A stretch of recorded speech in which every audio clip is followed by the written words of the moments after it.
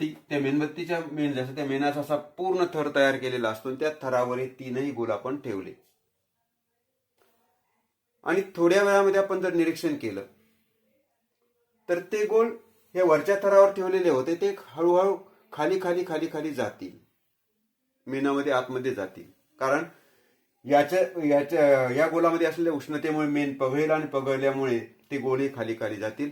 तेव्हा आपल्याला असं लक्षात येतं की लोखंडाचा गोल हा सगळ्यात खाली गेलेला आहे, तर शिशाचा गोल हा सगळ्यात वर आहे, जास्त खाली गेलेला नाही. तांब्याचा गोल हा दोन्हीच्या मध्ये आहे. आता जो गोल जास्त खाली गेलेला आहे याचा अर्थ त्याच्या खालचं मेण हे जास्त वितळलेलं आहे. म्हणजे लोखंडाच्या गोलाच्या खाली असलेलं मेण हे जास्त वितळलं म्हणून लोखंडाचा गोल हा जास्त खाली गेला. शिशाच्या खाली असलेलं मेण हे कमी वितळलं म्हणून शिशाचा गोल हा जास्त खाली गेलेला नाही. आता मग प्रश्न असा आहे की या ठिकाणी लोखंडाच्या गोलाखालचं मेण जास्त का वितळलं? उघडच उत्तर आहे त्याचं की लोखंडाच्या गोलापासून या ठिकाणच्या मेणाला जास्त उष्णता मिळाली. शिशाच्या गोलाखाली असलेला जे मेण आहे त्याला लोखंडाच्या मानाने लोखंडाच्या गोलाच्या मानाने कमी उष्णता मिळाली म्हणून तिथे कमी वितळलेलं आहे, म्हणून ते शिशाचा गोल जास्त खाली जाऊ शकला नाही. तीनही गोलाचं वस्तुमान समान आहे, तिन्ही गोलाला उष्णता दिल्याचा कालावधी समान आहे. याचा अर्थ असा या तिन्ही गोलांनी समान कालावधीमध्ये ग्रहण केलेली उष्णता ही वेगवेगळी आहे. म्हणजेच आणि ती उष्णता ग्रहण करण्याची क्षमता जी असते ती त्याच्या उष्माधारकतेवर अवलंबून असते. आणि प्रत्येक पदार्थाची उष्माधारकता वेगळी असते म्हणून त्याला आपण विशिष्ट उष्माधारकता असं म्हणू. आता विशिष्ट उष्माधारकतेची व्याख्या कशी करता येईल आपल्याला ती पहा. एकक वस्तुमानाच्या पदार्थाचे तापमान, एकक वस्तुमानाच्या पदार्थाचे तापमान 1 अंश सेल्सिअसने वाढविण्यासाठी, एकक वस्तुमानाच्या पदार्थाचे तापमान 1 अंश सेल्सिअसने वाढविण्यासाठी लागणारी उष्णता म्हणजेच त्या पदार्थाची विशिष्ट उष्माधारकता होय. एकक वस्तुमानाच्या पदार्थाचे तापमान 1 अंश सेल्सिअसने वाढविण्यासाठी लागणारी जी उष्णता आहे ती उष्णता म्हणजेच त्या पदार्थाची विशिष्ट उष्माधारकता होय. ठराविक वस्तुमानाचा जो पदार्थ आहे त्याचं एकक वस्तुमान, मग ते 1 मिलीग्रॅम असेल, 1 ग्रॅम असेल, 1 किलोग्रॅम असेल, तर अशा पद्धतीने एकक वस्तुमान त्याचं तापमान, कारण प्रत्येक पदार्थाला मध्ये काही ना काहीतरी उष्णता असते, म्हणजे काही ना काहीतरी तापमान असतं त्याच्यामध्ये, म्हणजे त्याचं तापमान केवळ 1 अंश सेल्सिअसने वाढवायचं. तर 1 अंश सेल्सिअसने वाढवण्यासाठी लागणारी जी एक उष्णता आहे त्या उष्णतेला त्या पदार्थाची विशिष्ट उष्माधारकता असे म्हणतात. विशिष्ट उष्माधारकता मापन करण्यासाठी एकक वापरलं जातं.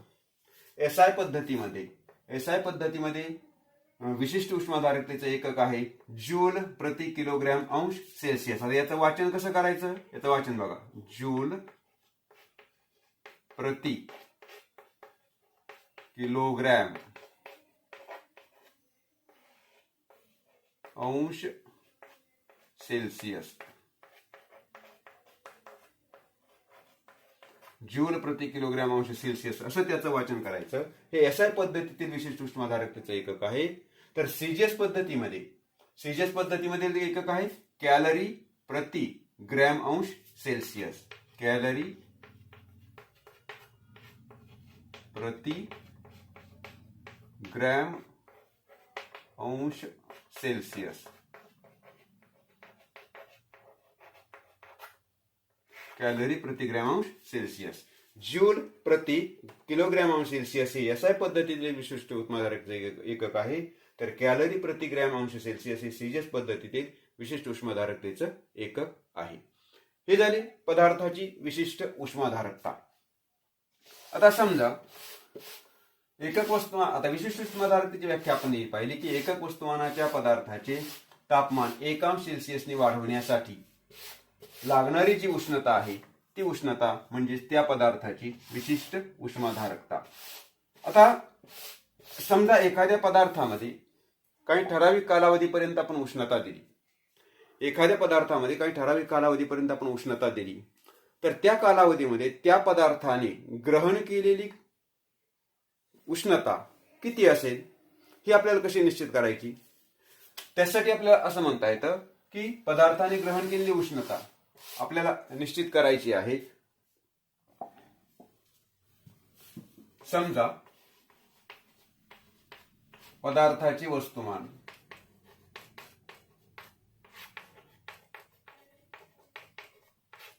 यम आहे, त्या पदार्थाची विशिष्ट उष्माधारकता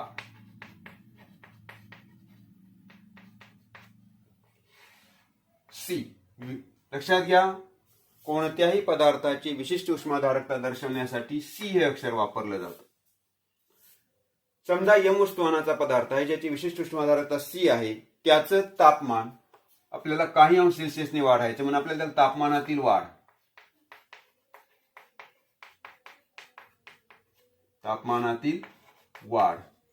तापमानातील वाढ आपल्याला किती करायची. समजा डेल्टा टी अंश सेल्सिअस ही आपल्याला तापमानातील वाढ घडवून आणायची. त्याची टी अंश सेल्सिअसने त्याचं तापमान वाढ घडवून आणायची आहे. मग अशा वेळेस आपल्याला असं म्हणता येतं की पदार्थाने त्या पदार्थाने किंवा त्या वस्तूने शोषलेली किंवा ग्रहण केलेली त्याच्यापेक्षा ग्रहणच्या ऐवजी आपण शोषून घेतलेले शब्द वापरू.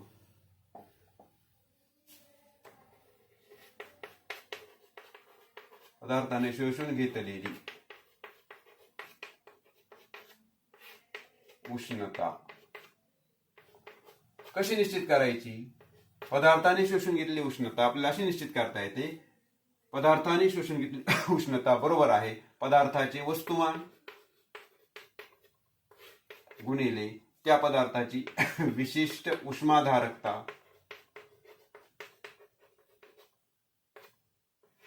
गुणिले तापमानातील वाढ.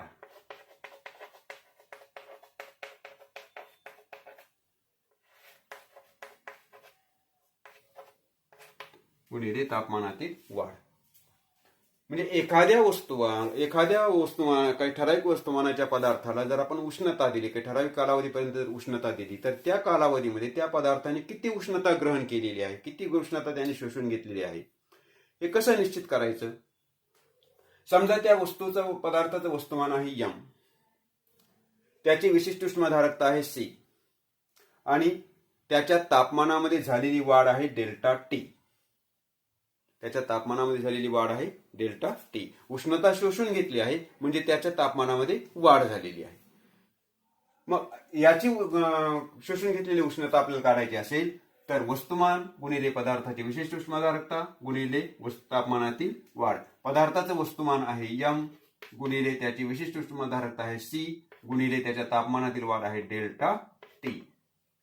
यांच्या गुणाकाराच्या साहाय्याने आपल्याला शोषून घेतलेली उष्णता निश्चित करता येते.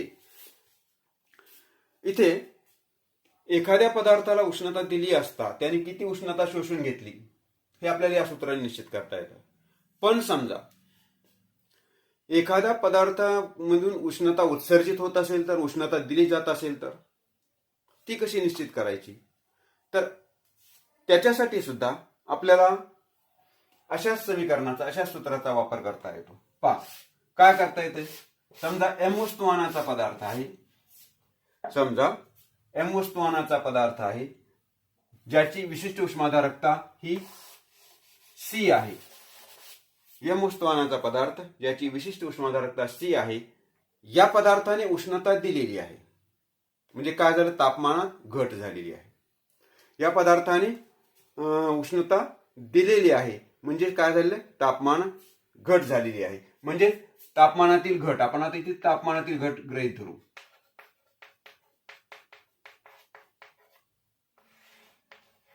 तापमानातील घट आहे डेल्टा टी अंश सेल्सिअस. डेल्टा टी अंश सेल्सिअसने त्याचं तापमान कमी झालं. मग पुन्हा आपल्याला असं म्हणता येतं की पदार्थाने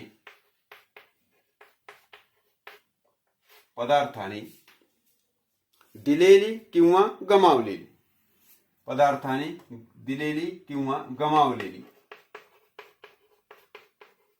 गमावणे इथे उष्णतेच्या बाबतीमध्ये उष्णता दिली म्हणून त्याने आपल्याला असं म्हणतं की उष्णता गमावली. पदार्थाने गमावलेली उष्णता बरोबर पुन्हा तेच सूत्र, पदार्थाचे वस्तुमान गुणिले पदार्थाची विशिष्ट उष्माधारकता गुणिले तापमानातील घट.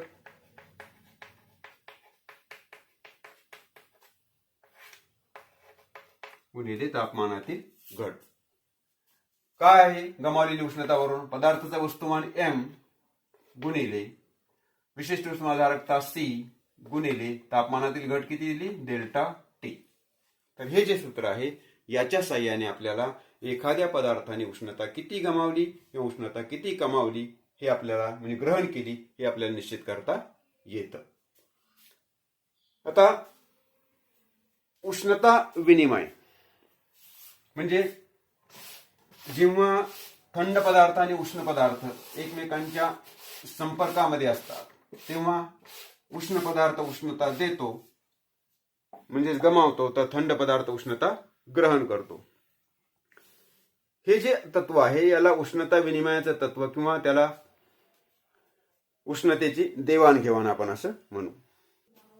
उष्णता विनिमयाचे तत्व. आता आपण उष्णता विनिमय म्हणजे उष्णतेची देवाणघेवाण ही कशी होते? जर समजा दोन भिन्न तापमान असलेल्या वस्तू परस्परांच्या संपर्कामध्ये ठेवल्या, म्हणजे एका वस्तूचं तापमान जास्त आहे आणि दुसऱ्या वस्तूचं तापमान हे कमी आहे. आता तापमान जास्त असणे म्हणजे ज्या वस्तूचं तापमान जास्त आहे त्या वस्तूमध्ये उष्णता जास्त असते आणि ज्या वस्तूचं तापमान कमी आहे त्या वस्तूमध्ये उष्णता कमी असते.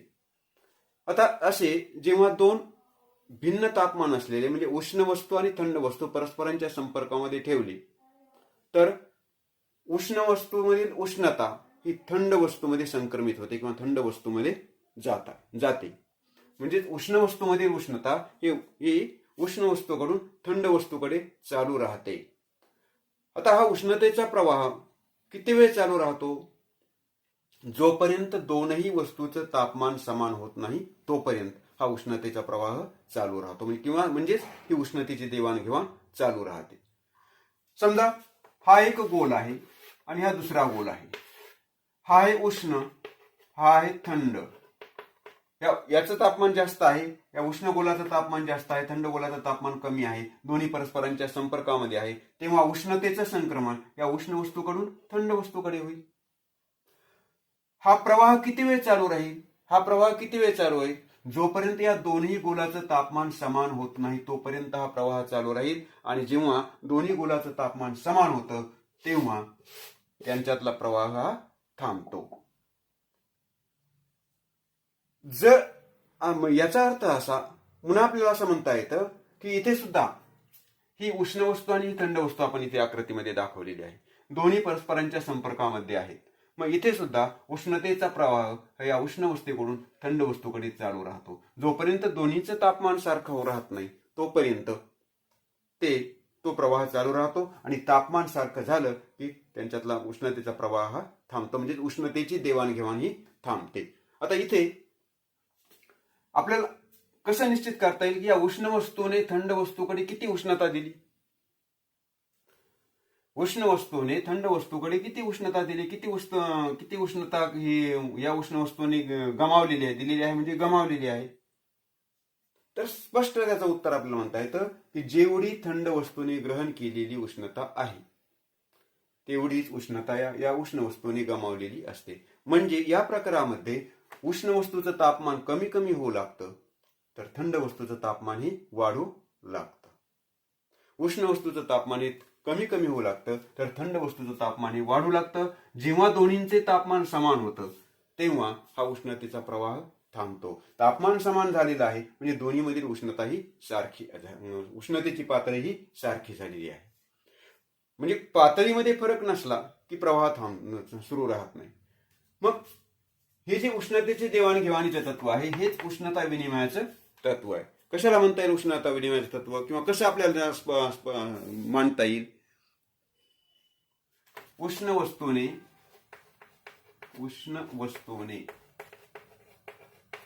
गमावलेली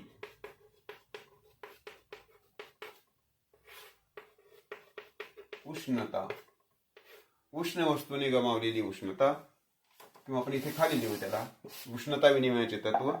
उष्ण वस्तूने गमावलेली उष्णता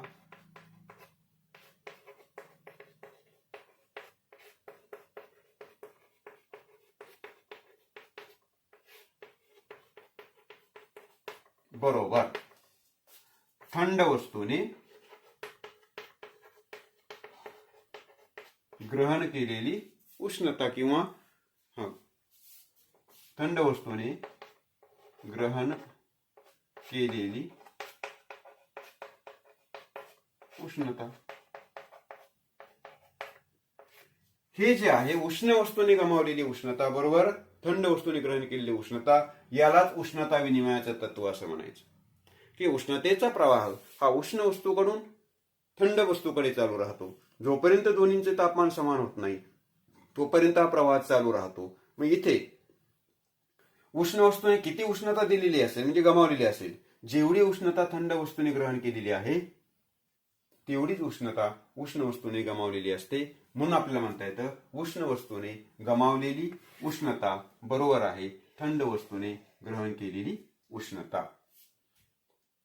असं आपल्याला हे उष्णता विनिमयाचं तत्व मांडता येतं. याच उष्णता विनिमयाच्या तत्वाच्या आधारेच आपल्याला मिश्रण पद्धतीने ज्या वस्तूची विशिष्ट उष्माधारकता आपल्याला माहित नाही त्या वस्तूची विशिष्ट उष्माधारकता निश्चित करता येते. तर मिश्रण पद्धतीने विशिष्ट उष्माधारकता कशी निश्चित करायची हे आपण आधी विचारात घेऊ. मिश्रण पद्धतीने एखाद्या पदार्थाची ज्या पदार्थाची विशिष्ट उष्माधारकता आपल्याला माहिती नाही ती आपल्याला मिश्रण पद्धतीने निश्चित करता येते. मिश्रण पद्धतीने पदार्थाची विशिष्ट उष्माधारकता निश्चित करण्यासाठी आपल्याला कॅलरी मापी लागते. आता कॅलरी मापी काय आहे हे आपल्याला गेल्या वर्षीच्या अभ्यासामध्ये होतं, परंतु तरीही मी त्याची एक आकृती तुम्हाला इथे दाखवतो. कॅलरी मापी म्हणजे एक लाकडी खोकं असतं किंवा लाकडी खोक्यामध्ये जाड असं लाकडी खोकं असतं, त्याच्यामध्ये तांब्यासारख्या धातूपासून बनवलेला एक असा पेला असतो, ग्लास अशा आकाराचं भांड असतं. तांब्याच्या धातूपासून किंवा आणखी कोणत्या धातूपासून बनवलेलं असं एक भांड असतं जे लाकडी पेटीमध्ये बसवलेलं असतं. ही लाकडी पेटी आणि भांड यांच्यामध्ये ही जी जागा आहे या जागेमध्ये उष्णतारोधक पदार्थ ठेवलेला असतो, जसं की कापूस, लोकर ही उष्णतारोधक पदार्थ आहे. हे कॅलरी मापीचं, याला म्हणायचं कॅलरी मापीचं भांड, ते धातूपासून बनवलेलं असतं. शक्यतो तांब्याचा धातू वापरला जातो यासाठी. ते अशा लाकडी खोक्यामध्ये बसवलं जातं की लाकडी खोकं आणि तांब्याचं भांड यांच्यामध्ये जे जागा आहे त्या जागेमध्ये उष्णतारोधक पदार्थ ठेवला जातो. जसं की ते लोकरीचा वापर उष्णतारोधक पदार्थ म्हणून आपल्याला करता येतो. आणि याच्यावर लाकडाचं झाकण असतं, याच्यावर लाकडाचं झाकण असतं. आणि इथे मरी आपल्याला तापमापी ठेवण्यासाठी खाच बनवलेली असते. इथे आपण अशी तापमापी ठेवू शकतो. तापमान मोजण्यासाठी अशी तापमापी ठेवली जाते. तर अशी ही कॅलरी मापी असते. या कॅलरी मापीमध्ये या कॅलरी मापीचा वापर करून आपल्याला ज्या पदार्थाची विशिष्ट उष्माधारकता माहित नाही त्या पदार्थाची विशिष्ट उष्माधारकता निश्चित केली जाते. आता हे कसं केलं जातं लक्षात घ्या. सुरुवातीला या कॅलरी मापीमध्ये पाणी भरलं जातं.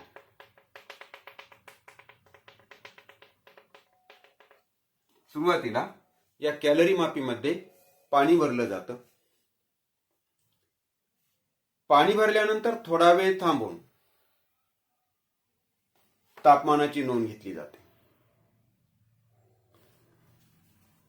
तेव्हा हे सुरुवातीला पाण्याचं म्हणजे याच्यावरून आपल्याला कशा तापमान मिळेल, याच्यामध्ये भरलेलं जे पाणी आहे त्या पाण्याचं तापमानाची नोंद घेता येईल.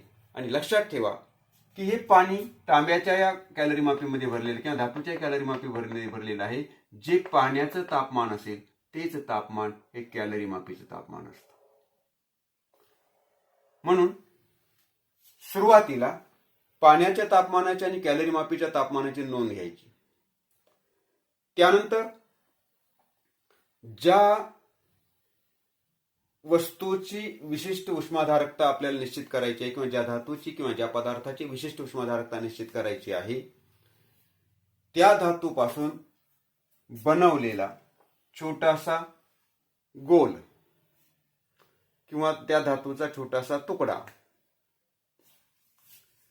सुरुवातीला त्याचं तापमान पाहिलं जातं आणि त्यानंतर तो तापवला जातो.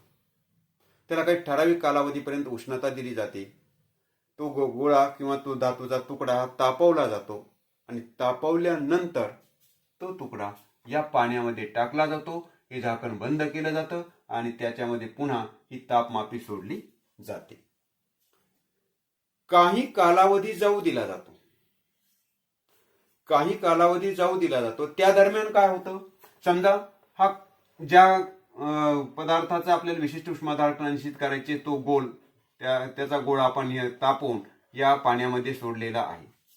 आत्ताच आपण उष्णता विनिमयाचं तत्व पाहिलेलं आहे की इथे काय होतं, या गोलाचं तापमान या पाण्यापेक्षा कॅलरी मापीपेक्षा जास्त आहे. म्हणजे उष्णता जास्त आहे म्हणजे तापमान जास्त आहे.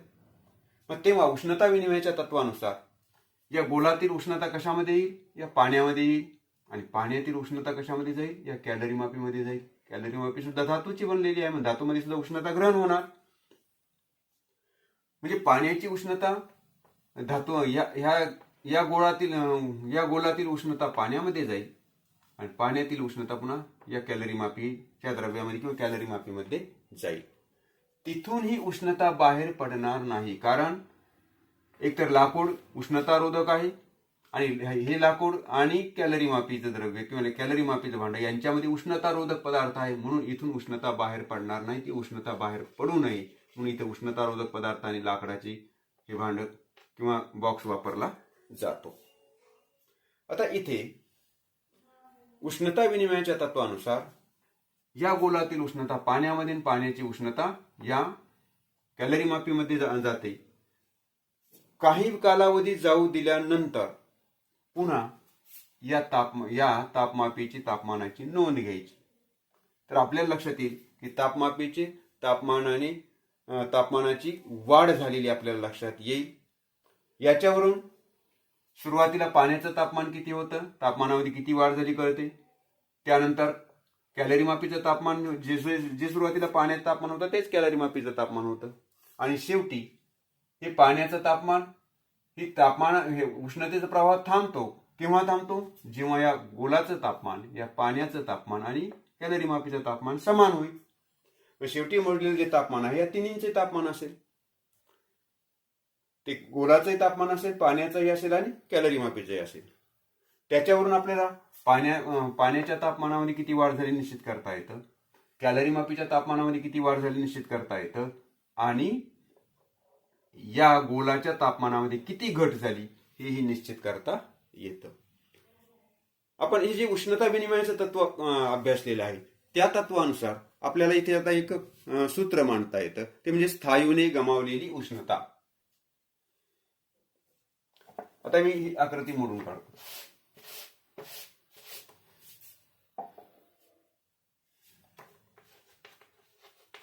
स्थायूने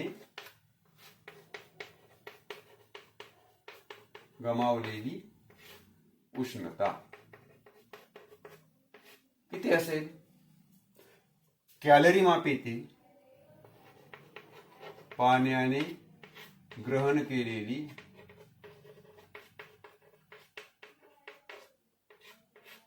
उष्णता अधिक कॅलरी मापीने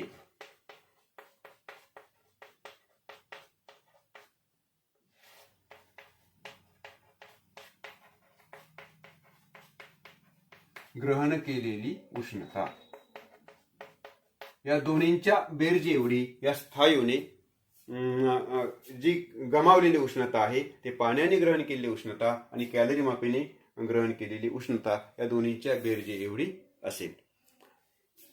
आता स्थायूने गमावलेली उष्णता ही सुद्धा आपण आधी दुसऱ्या यापूर्वी पाहिल्या सूत्राने आपल्याला निश्चित करता येतं.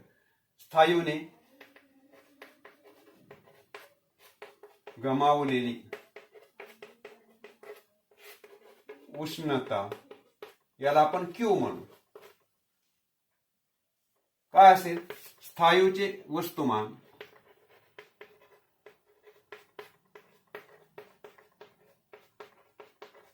गुणिले स्थायूची विशिष्ट उष्माधारकता गुणिले स्थायूने उष्णता गमावली म्हणजे काय म्हणता येईल आपल्याला? तापमानातील घट. स्थायूच्या तापमानातील घट. स्थायूच्या तापमानातील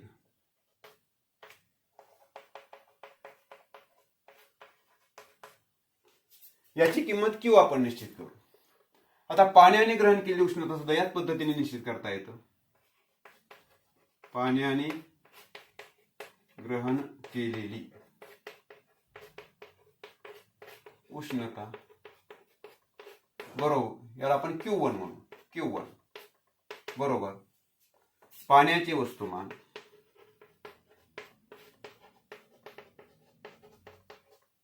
गुणिले पाण्याची विशिष्ट उष्माधारकता गुणिले, आता इथे ग्रहण केलेली उष्णता म्हणजे काय झालं असणार? तापमानामध्ये वाढ झाली. गुणिले पाण्याच्या तापमानातील वाढ.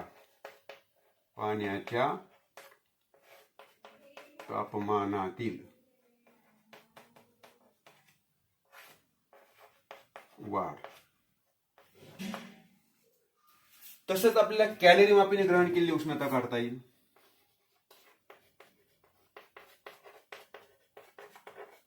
कॅलरी मापीने ग्रहण केलेली उष्णता त्याला आपण Q2 म्हणू. बरोबर कॅलरी मापीचे वस्तुमान गुणिले कॅलरी मापीची विशिष्ट उष्माधारकता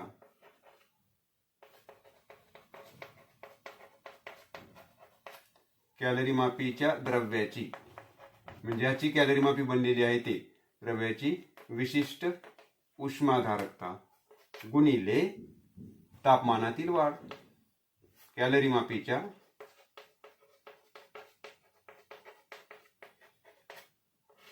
तापमानातील वाढ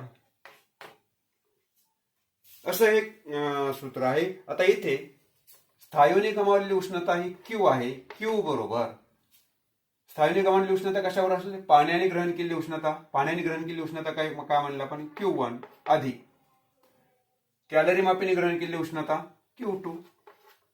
हे जे आहे मिश्रण पद्धती या सूत्राच्या साहाय्याने आपल्याला एखाद्या ज्या पदार्थाची विशिष्ट उष्माधारकता माहिती नाही त्या पदार्थाची विशिष्ट उष्माधारकता या मिश्रण पद्धतीने आपल्याला निश्चित करता येते.